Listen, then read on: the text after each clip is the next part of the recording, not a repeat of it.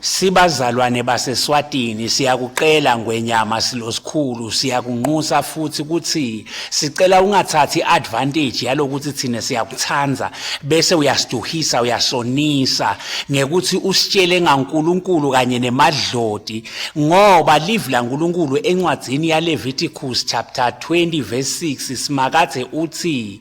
ngiyakubufulathelisa buso bami kuloyo muntu loqela lusito kulaba phasi agwadle nabo ngekubalandzela ngiyakumnquma nasesiveni sakubo manje ke ngwenyama wena uyathanda kusitshela ngaNkulunkulu nemadloti usonise njenga Ahabi lo waduhisa sive sema-Israyeli siyakunqenga ke ngwenyama sibazalwane ukuthi wena yiba ngiJehoshaphat noma ke ube njengemakhosi lafana boHezekeli usimikise kusimakathe ngekuthi usikhombe indlela tekulunga hayi tekusiduhisa taboNkulunkulu nemadloti lokho ngwenyama kukhomba ukuthi uthathi advantage ngalo luthando lwethu soyasiphambukisa endleleni siyakuqela ke ngwenyama Nkosi yeMaswati ukuthi ungasiphambukisi ungasonisi singemakholwa kude into lenjengaNkulunkulu nemadloti ngoba kude ebudlelwane emkhathini waNkulunkulu nemadloti uNkulunkulu unguNkulunkulu